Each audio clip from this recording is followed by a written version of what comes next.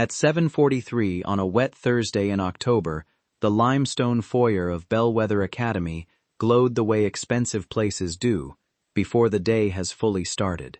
Soft brass lamps, polished black and white marble, umbrellas standing in a silver rack like canes in a private club. A caterer, in a white jacket, was arranging porcelain cups on a sideboard. Beyond the reception desk, a wall of leaded glass looked down on the lower school courtyard, where box hedges held their shape in the rain.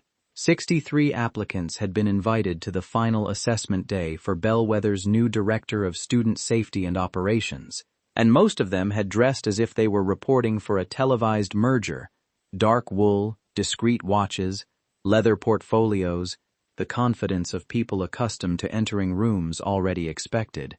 Then Elena Marquez, 36, a former public school safety compliance director with rain on the hem of her coat and exhaustion pressed neatly into the corners of her face, stepped through the revolving door holding her daughter's hand. Sophia, her 8-year-old daughter, wore a yellow cardigan and carried a purple lunchbox with a loose zipper and a paper butterfly clipped to the handle. The lunchbox bumped gently against Elena's leg as she crossed the marble. That was what some of them looked at first. Then they looked at each other. Someone near the sign-in table gave a short laugh. Another man, younger, too eager to be overheard, said, "Did she think this was a school tour?" A few people smiled the way people do when they want the pleasure of cruelty without the labor of owning it. Elena didn't look at them. Her eyes had already moved past the desk, past the coffee service, past the framed oil portrait of the founder in judicial robes. She was watching a man in a navy-quilted jacket walking toward the junior school corridor with a visitor badge on a black lanyard. The badge was wrong. The stock was glossy, not thermal. The date bar was pale green, yesterday's event color, not Thursday's amber. And the word at the bottom, volunteer, should never have been printed on a day when student access routes were supposed to be sealed for an external hiring assessment. Nobody in that room understood what she had already seen. She bent slightly toward the young man behind the registration desk and said, in a voice too calm to be ignored, "Lock the inner door. Tell your nearest guard the visitor in the quilted jacket is not cleared for that hallway." The people who laughed first would be the first to go silent. Noah Kim, 22, an admissions assistant with a badge printer, a clipboard, and the strained politeness of junior staff everywhere, looked at her as if he had misheard. Then he followed her line of sight. He was smart enough to see two things at once, the man in the jacket and Elena's certainty. "Now," she said. Noah hit the magnetic hold on the inner glass door and called to Warren Pike, the gray-haired contract guard near the stairs. Warren started toward the visitor, who turned too quickly, almost slipping on the marble before catching himself. It was not guilt exactly. It was calculation. He glanced once at the locked inner door, once at the courtyard exit, then tried to smile. "Sir," Warren said, "need to verify that badge." The man took 2 backward steps. That was when the room changed. The laughter stopped first. Then the small social movements stopped. The shifting shoes, the paper cups lifting, the smirks prepared for reuse. The man in the jacket tried to hand over the badge, then thought better of it, and bolted toward the side exit. Warren lunged. A second guard came from the corridor. The man made it only 3 strides before they had him against the paneled wall beneath the founder's portrait, one palm flattened to the frame, his fake badge twisting on its lanyard. Sophia tightened her grip on Elena's hand but did not speak. Elena stood very still. She had spent enough years in school buildings to know the difference between noise and danger. The danger had not been the man's sprint. The danger had been the first 26 seconds, when no one had looked at him twice. Warren peeled the badge from the man's jacket and stared at it. Noah stared too. Up close the errors were obvious. The photo box was blank. The visitor number had no timestamp code. The laminate had been cut by hand. "How did you see that?" Noah asked before he could stop himself. Elena shifted Sophia's lunchbox higher on her shoulder. "Because real badges are designed to be glanced at, not studied," she said. "When one asks to be studied, it's usually because it wants forgiveness. By then, the head of school had arrived from the elevator with 2 trustees and an instinctive expression of cultivated control. Dr. Margot Hensley, 51, Bellwether's head, was elegant in the severe way only old institutions reward. Navy silk blouse, pearls so small they looked like punctuation, a face trained to reveal concern only once concern had been fully vetted. She took in the guards, the man, the frozen applicants, the child with the butterfly lunchbox, and Elena standing beside the desk. "What happened?" she asked. Noah answered before anyone else could. She spotted the badge. Hensley's gaze moved to Elena. For one suspended second there was no gratitude in it. Not yet. There was only recalculation. Schools like Bellwether were built on smooth surfaces. Anything that suggested the surface had failed had to be understood, then controlled, then named, in a way that did not scare donors. The police were called. Quietly, Warren led the man through a side passage to the security office. The 63 applicants were asked, just as quietly, to proceed to the assembly room on the 2nd floor, where the assessment day would continue after a brief delay. The phrase traveled through the room like perfume, official enough to settle nerves, vague enough to avoid facts. As the applicants began moving, some of them now avoiding Elena's eyes, Noah printed 3 badges with unsteady fingers, one for Elena, one temporary child guest pass for Sophia, and one escort tag for the librarian who had been asked to watch her until noon. "I'm sorry," he murmured, sliding the badges across. About before, Elena gave the smallest shake of her head. She had no use for apology offered in panic. "Can your child guest pass restrict hallway access?" she asked. Noah blinked. "Yes." "Good. Keep it visible."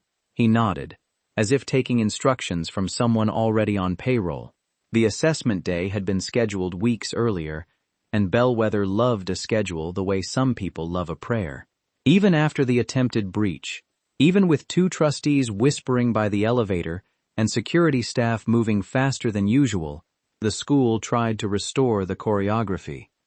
Candidates were guided upstairs into the former map room, a paneled chamber with 12-foot windows, fresh flowers on the mantel, and long tables arranged with folders, sharpened pencils, and boxed breakfasts no one was touching now.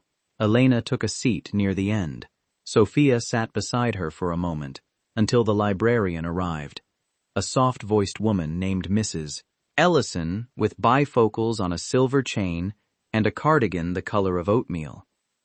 "There are books and drawing paper in the reading room," Ellison told Sophia. Sophia looked up at Elena, not with fear, but with the practical need for a plan. "I'll be 2 doors down," Elena said. "If anyone asks you to go anywhere, what do you say?" "I say I'm waiting for my mother." "And if they say your mother told them?" "I ask Mrs. Ellison first." Elena kissed her hair once.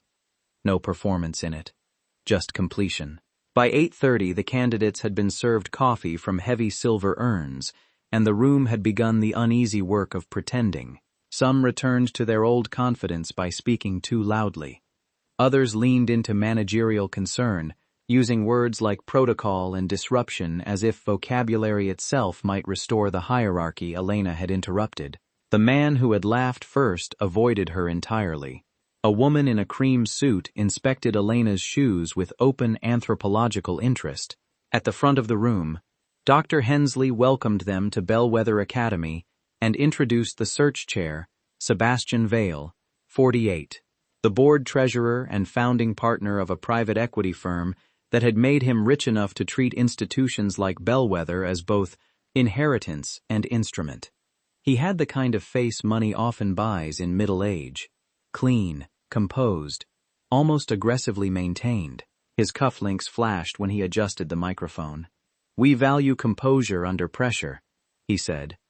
"Today is designed to test judgment, strategic thinking, and an applicant's ability to lead in environments where children, staff, and families expect the highest standard." A few candidates nodded as if he were already confirming their self-image. Vale's gaze moved, with deliberate lightness, to Elena. We also appreciate flexibility, he added, though ideally that begins before the candidate enters the building. Several people looked down. Noah, standing near the wall with extra folders, stopped moving. It was a polished line. In another room it might even have sounded civilized, but humiliation, when arranged by someone practiced at it, usually aims for the same thing as force. It wants witnesses. Elena could feel the room waiting to see what she would do with it. She did nothing dramatic. She did not defend her parenting. She did not explain the morning, the babysitter's fever, the unanswered email at 5:56 a.m., the rent increase, the fact that she had almost turned around in the taxi and forfeited the job she needed because pride was a luxury that never covered groceries. She only folded her hands over the assessment folder and said, "Operational judgment is the reason the man downstairs didn't reach your junior staircase." The silence after that had edges. Vale smiled as if a joke had been made at his expense by someone too minor to matter, which in his world was more offensive than outright challenge. "Of course," he said. "Let's begin." Bellwether's process had been built like a theater production disguised as science. There was an in-basket exercise first, a stack of memos, incident summaries, budget notes, parent emails, maintenance requests, and calendar conflicts designed to simulate the job. Then a leaderless group discussion. Then structured interviews with multiple assessors. Then, for the finalists, a live case review with trustees and senior administrators. Elena had seen versions of the method before in municipal hiring. It was expensive, labor-intensive, and adored by people who liked the appearance of rigor almost as much as rigor itself. Bellwether had spent serious money assembling it. The folders were linen stock. The scenarios had been branded with the school crest. What interested Elena was not the polish. It was what the polish accidentally revealed. She opened the first section of her in-basket exercise. The lead scenario described a hypothetical security concern involving an unauthorized adult observed near the lower school entrance during morning arrival. The incident summary was cleaned up, stripped of panic, and written as though the school had detected the anomaly through standard procedure. But the timeline was off by 4 minutes.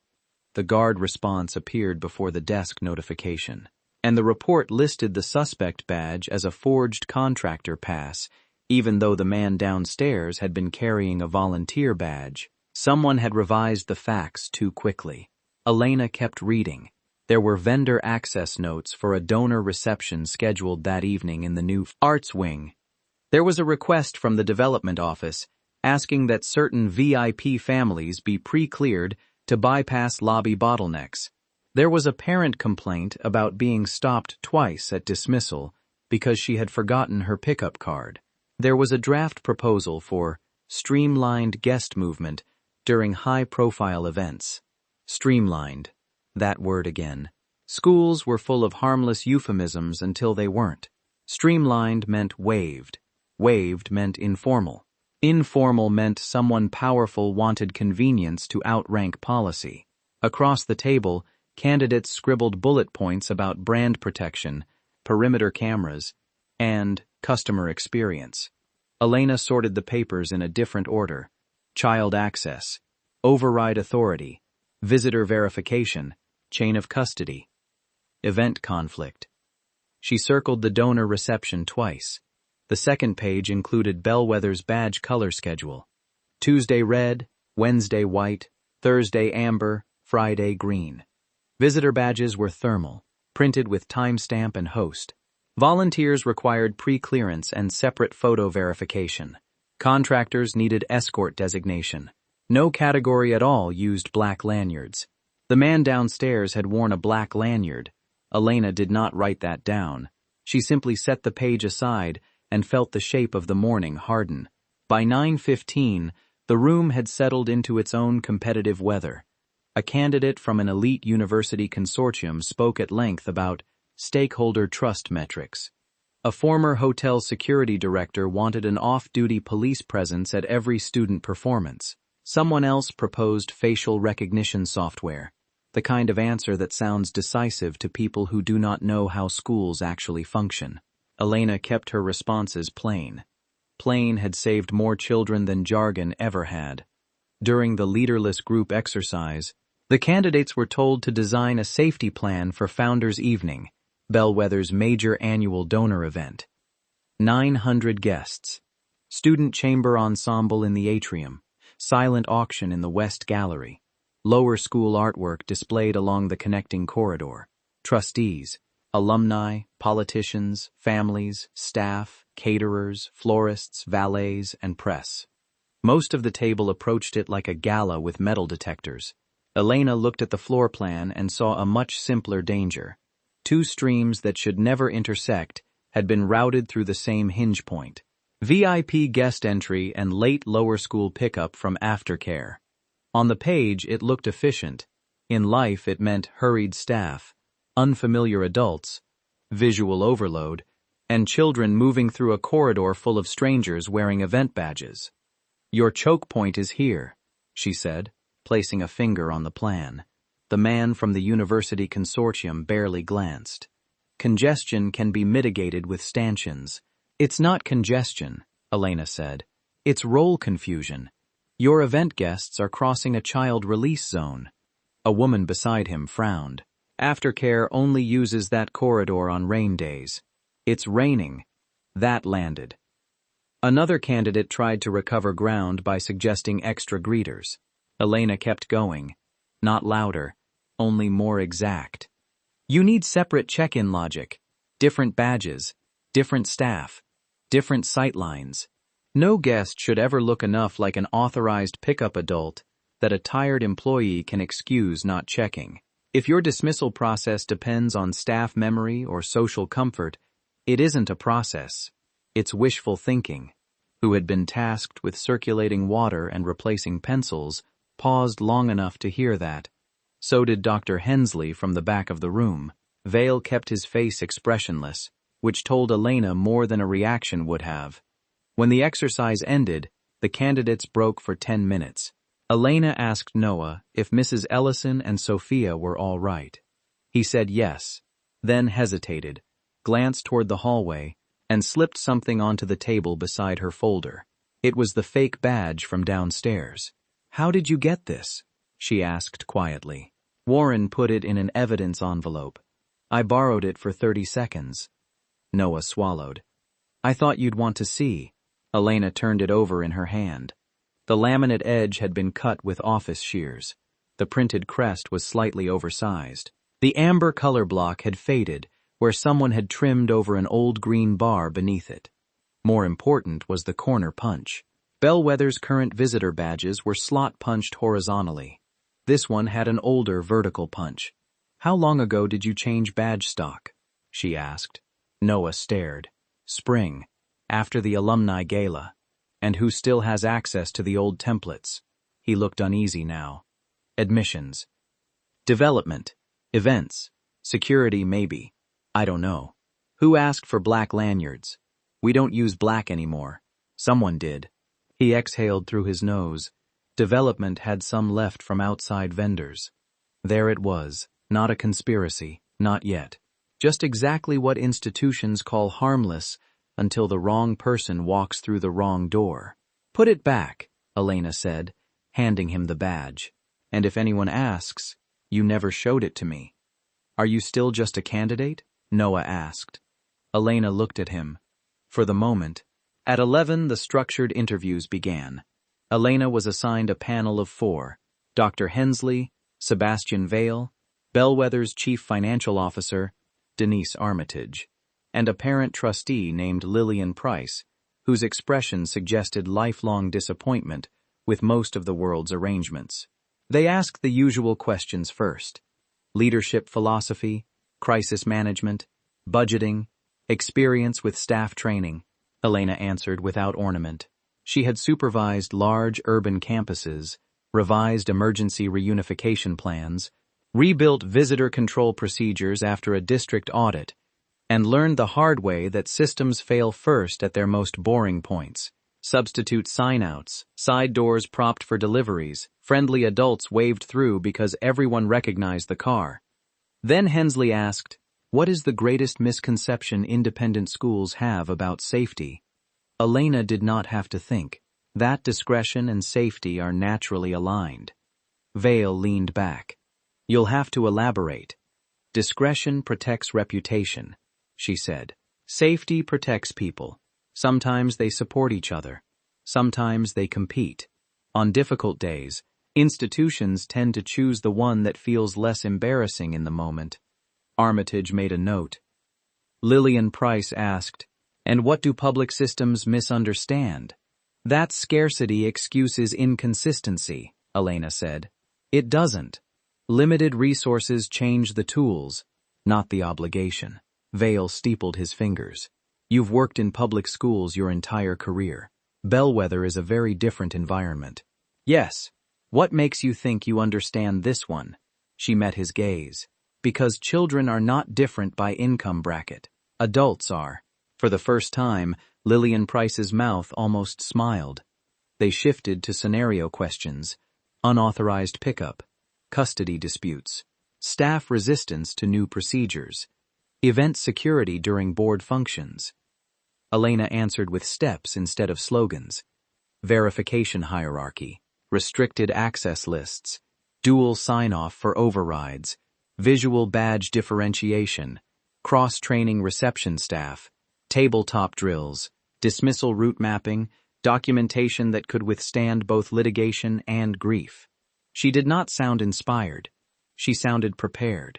The interview might have ended there on a coldly favorable note if Vale had not asked one final question. "Tell us about a time your personal life threatened to interfere with professional performance."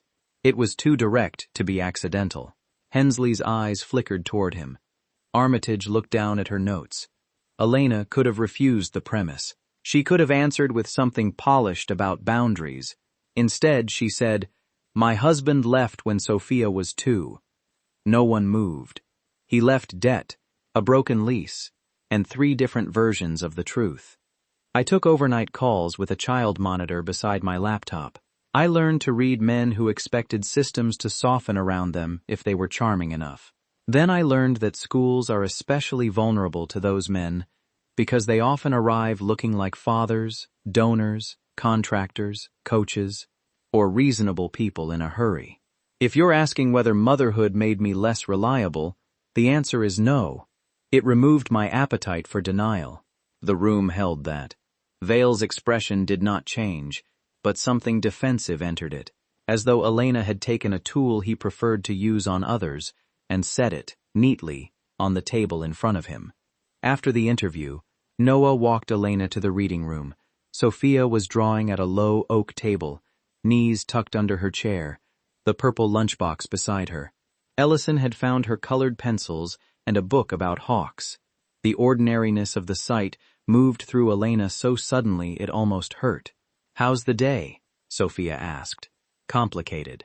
Sophia nodded solemnly, as if that were a weather report adults often received. On the paper in front of her she had drawn the foyer downstairs, the marble squares, the desk, the portrait, the revolving door. Near the corridor she had sketched a stick figure with a black line around its neck. "The wrong badge man," she said. Elena crouched beside her. "Why did you draw him?" "Because everyone looked at me first," Sophia said, "and you looked at him." For a moment Elena could not speak. Children saw status better than most executives did. They just lacked the language to flatter it. At noon, the finalists were told the schedule would be extended. An unexpected operational review was required before the board could complete deliberations. Several applicants protested: trains, flights, consulting calls, another interview across town, which usually expected the world to adjust to it, informed them that lunch would be served. The truth was simpler. Security had discovered the detained man downstairs had not chosen Bellwether at random. His name matched a restricted individual flagged in a custody memorandum related to a lower school student. He was the non-custodial uncle of the child's father, and had been specifically barred from campus access after 2 previous incidents at a family court exchange center in Westchester. The restriction existed in Bellwether's records, but the morning desk staff had not seen any alert because visitor badges for the hiring day were being printed from a separate events laptop not linked to the school's live screening dashboard. The workaround had been approved to reduce registration congestion. Approved by whom became the only question that mattered. Noah did not tell Elena all of this directly. He was too junior, too frightened, too new to the speed with which institutions punish the wrong kind of accuracy. But he told her enough. A muttered phrase outside the conference room, a misrouted folder left half visible on a copier tray, the name of the events laptop, the development office, the phrase temporary workaround, which in Elena's experience usually meant someone powerful had requested an exception and no one lower down had been willing to write no in a complete sentence. At 1:10, while most candidates were eating salmon they were too tense to taste, fire doors clanged somewhere in the building and the intercom announced a weather advisory. A line of storms moving up the river had produced flash flood warnings and early transit disruptions. Bellwether's aftercare coordinator, trying to stay ahead of anxious parents, sent a request to move lower school pickup from 5:30 to 4:15, and to reroute children through the arts wing because the usual courtyard path might flood. Elena heard the message from the corridor outside the finalists' holding room. At the same time, she saw 2 event staff rolling in carts of black lanyards and pre-printed guest badges for Founders' Evening. For a few seconds the whole day aligned in her mind with the cold clarity of a lock turning. Same building, same overloaded front office, same desire for convenience disguised as hospitality, same guest traffic near the children's route, same badge logic split across systems, and somewhere in the city, at least one family member already willing to probe Bellwether's weaknesses had learned something useful that morning. Adults at expensive schools were still just adults, and when enough names, flowers, donations, and schedules filled a room, procedure became negotiable. Elena found Noah by the badge printer. Who authorized using the arts wing for pickup? Operations, he said. Maybe events too. I don't know. Who has the Guardian verification tablets? Front desk and aftercare. Where are the black lanyards going? He looked at the carts. VIP check-in. Stop them. Noah stared. Listen carefully, Elena said. If you run donor check-in on the same visual language that just let a restricted adult into your building, you are going to lose track of at least one child by sightline alone. Maybe only for 30 seconds. That's enough. Sebastian Vale approved the gala plan, Noah whispered. That's nice. Stop them anyway. He did not move. Not because he disbelieved her, because he was 22 and knew exactly how careers end in places like Bellwether. One visible act of disobedience to the wrong polished man.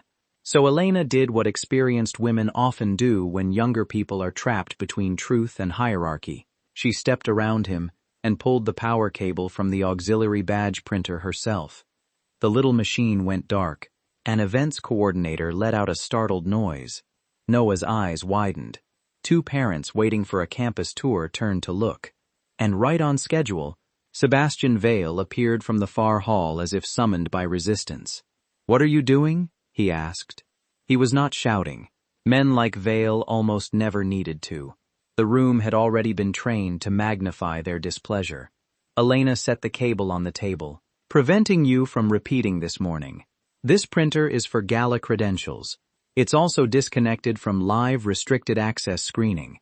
It's for pre-cleared guests. Pre-cleared by whom? A muscle tightened at his jaw. You are not employed here. No, Elena said. I'm just the person who noticed the first unauthorized adult before your system did. Several heads lifted then. Administrative assistants, an events manager, Noah, the aftercare coordinator standing halfway between halls with a stack of rain dismissal forms. Public spaces are decisive that way. The moment enough witnesses gather, authority starts to depend on explanation. Vale took a step closer. This is not your decision. Dr. Hensley arrived before he could say more. She had been briefed. Elena saw immediately, but not completely.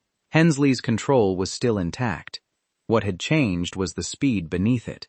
"Elena," she said, with unusual directness. "Tell me." So Elena told her. Not everything, only the part that mattered fast.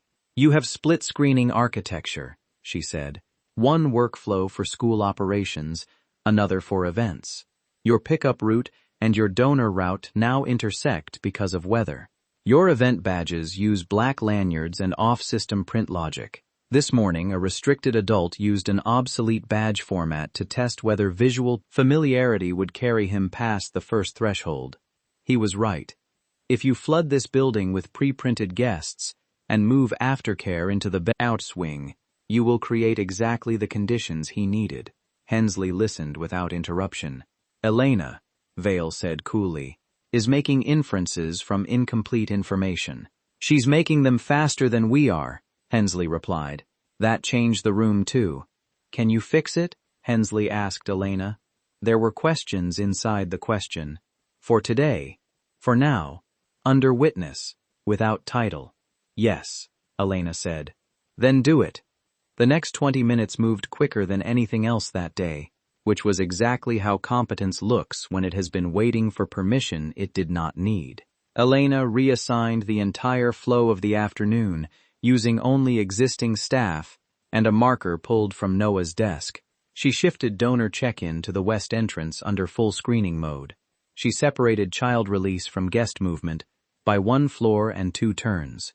She ordered black lanyards removed entirely and replaced with amber paper wristbands for guests and blue pickup placards for guardians, visually incompatible at distance. She put 1 staff member on nothing but escort control. She stationed Warren Pike at the stair hinge. She told aftercare to pull every restricted access note, custody alert, and alternate pickup authorization into 1 live binder and 1 live tablet. Same data in 2 formats. No excuses about Wi-Fi. She told Noah to print a fresh sign with 6 words only. "ID required for all child releases." "No exceptions?" he asked. "No exceptions means no discretion," Elena said. "That's what you want." Word traveled the way it always does in institutions under strain. Sideways, then instantly, then through channels that later pretend they were official all along. By 3:30, the arts wing had been transformed. Rope lines moved. Tables shifted. A parent volunteer protested the wristbands on aesthetic grounds. An event manager asked whether trustees would really be required to show identification. Elena said yes. Warren, hearing that, almost smiled. At 3:58, the rain intensified. Bellwether's stone courtyard went slick and silver under the downpour. Drivers crowded the curb. Umbrellas multiplied. Phones lit up with parent texts. Children in Navy uniforms began appearing in clusters, backpacks square against their shoulders. Teachers counting heads at every threshold.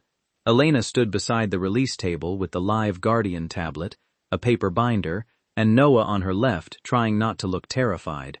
Sophia sat in Mrs. Ellison's office upstairs, finishing a book and eating apple slices from the purple lunchbox. Elena had checked twice. For 6 minutes nothing happened except the sort of pressure that makes people second-guess preparedness. Parents were delayed. A trustee objected to the wristband rule. A grandfather forgot his driver's license and had to wait while the office called the child's mother. All of it was irritating, visible, and exactly the kind of friction that wealthy institutions often mistake for failure. Then, at 4:07 p.m., a man in a charcoal raincoat approached the release table carrying a folded umbrella and the expression of someone trying very hard to appear inconvenienced instead of alert. "I'm here for Olivia Pritchard," he said. Noah reached for the tablet. Elena didn't have to. She recognized the surname from the restricted memorandum she had glimpsed earlier. "Photo ID," she said. He gave her a tired smile. Her mother texted the school. "I'm her cousin." "Photo ID." He patted his coat pockets, frowned with practiced annoyance, and held up his phone instead. On the screen was a screenshot of what looked, to anyone rushing, like a bellwether pickup authorization email. Elena did not take the phone. "Step to the side, please." The man's eyes sharpened almost invisibly. "I'm already late," he said. The child knows me. Step to the side. Around them, children moved in careful lines with teachers. Rain hammered the glass roof above the wing. Somewhere in the west entrance, a donor was complaining about the wristbands. Behind Elena, Noah had gone very still. "Ma'am," the man said, this time with a hint of derision, as though he had decided what category to place her in. "I don't think you understand." "No," Elena said. "You don't." She touched 2 fingers to the corner of the binder where Warren could see. The signal was small, but he had been paying attention all day. He started toward them. The man in the raincoat noticed and turned, not to run exactly, but to calculate escape. That half-second was enough. Warren caught his arm. The umbrella hit the floor. Noah stepped back hard enough to bump the table. A child began crying farther down the corridor, more from the adult noise than any comprehension of danger. Inside the fallen umbrella sleeve was a second phone and a folded printout of student dismissal lanes. The room seemed to inhale. Warren held the man against the wall while another guard called the police. Elena took the damp printout with a gloved hand and looked once at the page. Olivia Pritchard's name had been circled. So had 2 others in the same aftercare group. This time there was no restoring choreography. Parents saw enough. Staff saw enough. And Sebastian Vale, arriving just in time to witness the end of it, saw something worse than an incident. He saw proof. The police came louder the second time, not theatrically, but with the irreversible sound of reality refusing to stay private. Questions were asked. Statements were taken.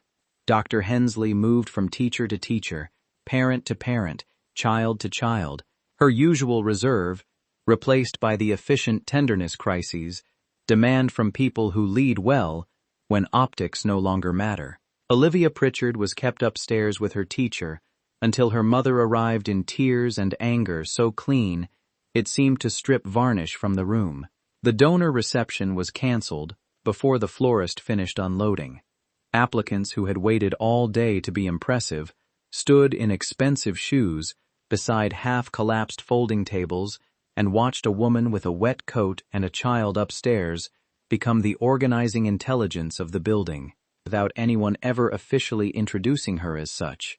Some of them looked chastened. Others looked relieved, as though someone had finally ended a test they had not understood. The man who had laughed in the morning left without speaking to anyone at all. Noah found Elena after 5, when the first surge of danger had passed, and the school had entered the colder work of documentation. He handed her a paper cup of burnt coffee and said, in a voice raw from too much adrenaline, "You knew he'd come back." Elena looked through the rain-streaked glass at the curbside line. Not him specifically, but you knew. I knew the first visit was reconnaissance. She took the coffee, though she did not drink it.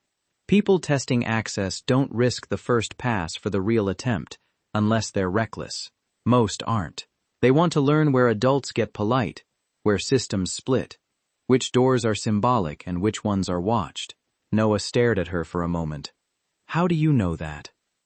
There were many answers. Training, pattern recognition, years of reports written after someone else had already said if only. But that was not the deepest one. When Sophia was 4, Elena said, my ex-husband came to her preschool after months of silence. Noah's expression changed at once. Not curiosity now, but the wary empathy of someone who senses the floor beneath a story. He wasn't violent, Elena said. That's the mistake people make. They think danger always announces itself with bruises and broken doors.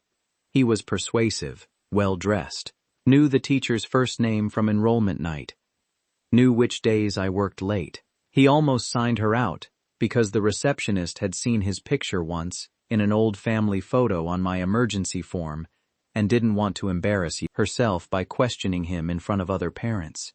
Noah said nothing. I got there in time, Elena went on. 7 minutes before they would have released her. After that, I changed jobs. I moved from campus operations into district safety compliance. I spent years building policies people resent until the day they need them. The rain softened a little outside. My ex didn't take her, Elena said. But another child in another district wasn't as lucky the following spring.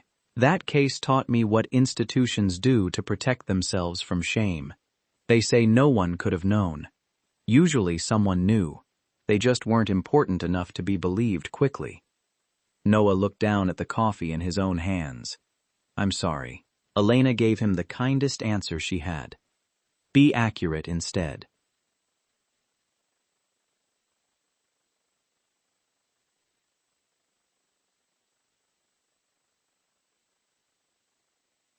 By 6:30, the school had emptied to crisis staff, trustees, and a few parents whose children had needed time to settle.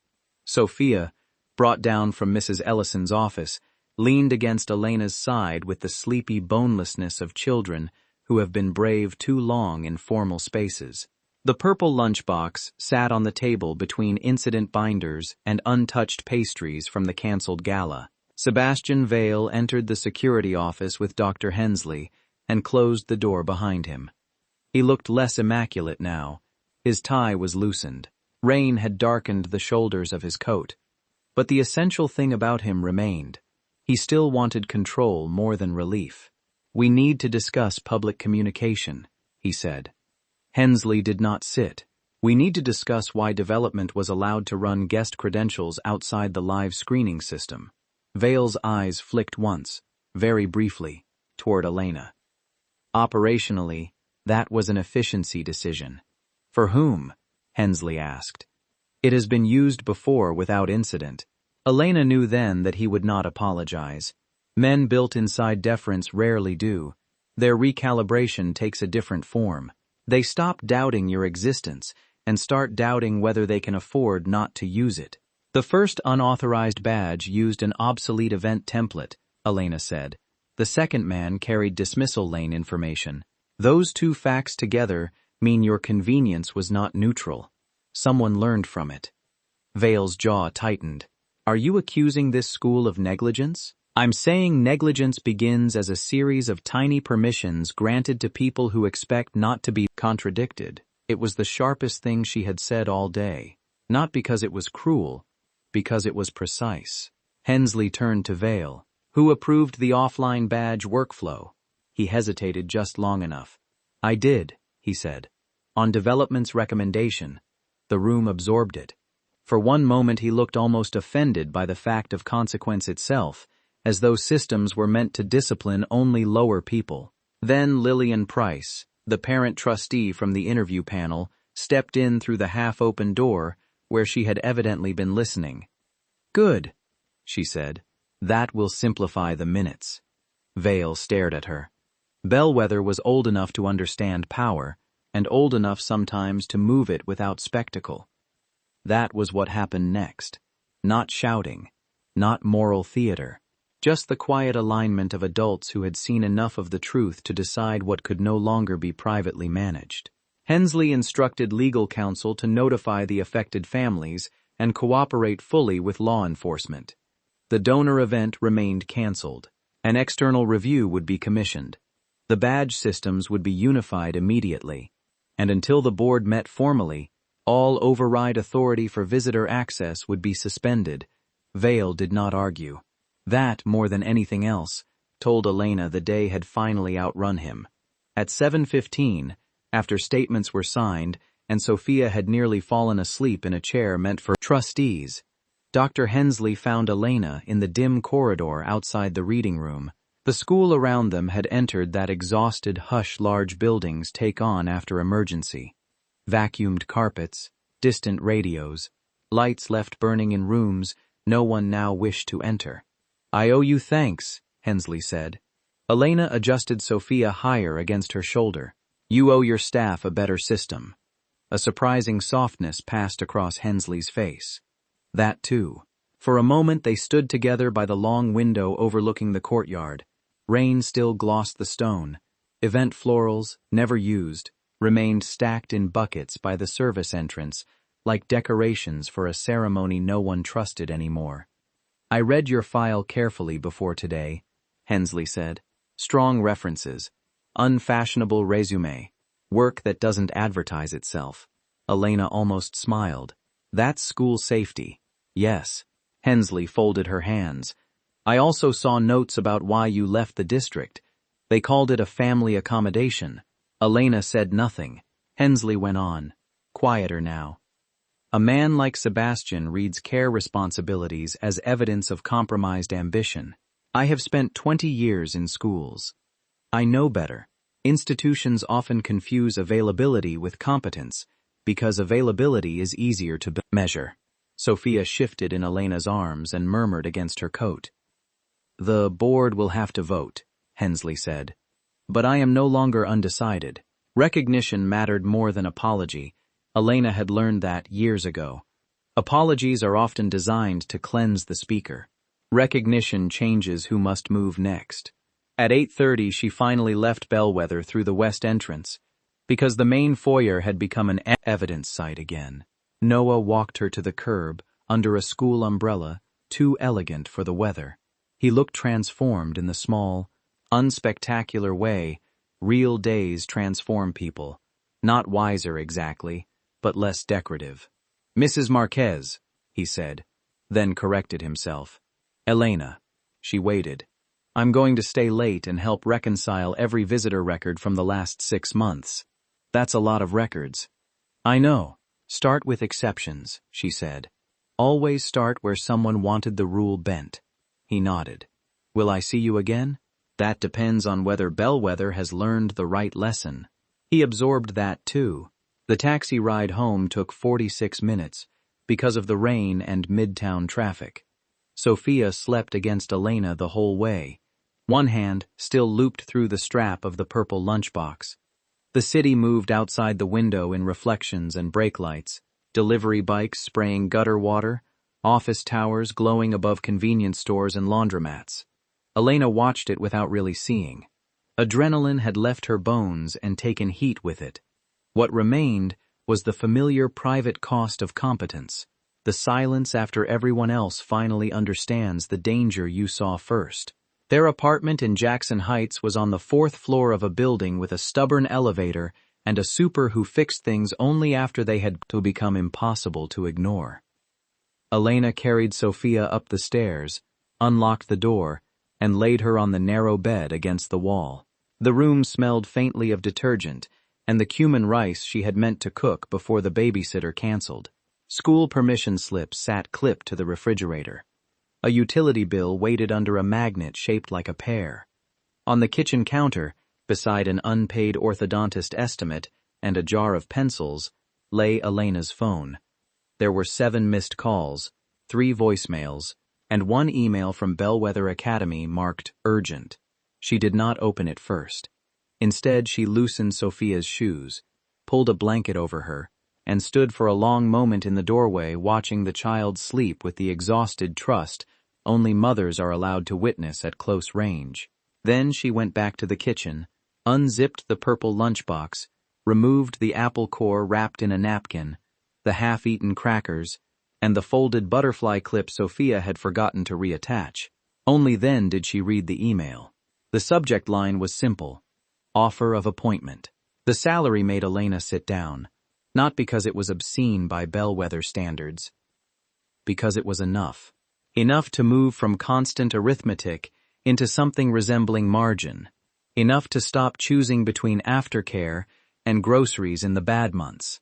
Enough for the orthodontist, the rent, maybe even a small savings account that did not collapse every time a child needed antibiotics. The message itself was restrained. Formal board approval pending tomorrow morning. Interim authority requested immediately to oversee incident remediation. Dr. Hensley's line at the end was the only thing in it that felt human. Bellwether needs someone who notices what others prefer not to. Elena read it twice, then set the phone face down. Victory was not the right word. Victory belongs to people who think the world has finally become fair. Elena knew better than that. One day had changed Bellwether. It had not changed the architecture underneath the world, only a room within it. At 6:18 the next morning, long before trustees met and lawyers wrote language and donors practiced concern, Elena stood in her kitchen under the rattle of the radiator and packed Sophia's lunch. Grapes cut in halves, Turkey sandwich. Carrot sticks. A note folded once. I will be at pickup. Outside, the city was still blue with early light. Buses were beginning their routes. Somewhere in Manhattan, Bellwether's polished floors would be shining again, and staff would be wearing the strained expressions of people asked to re-enter yesterday's building with today's knowledge. Sophia came in, rubbing one eye. Did you get the job? Elena clipped the paper butterfly back onto the lunchbox handle. Yes. Sophia considered this with the seriousness children reserve for facts that will alter the weather of a house. Good, she said. Now they can learn. Elena laughed once, softly. Not because it was funny, but because it was true. A little later, at the apartment door, Sophia lifted her face for the usual goodbye. Elena knelt to zip the yellow cardigan, retied one shoelace that had already come loose, and handed over the purple lunchbox. The butterfly bounced lightly against the plastic as Sophia took it. The child went down the hall ahead of her, sure-footed, not looking back. Elena watched her for one breath, then locked the door and followed.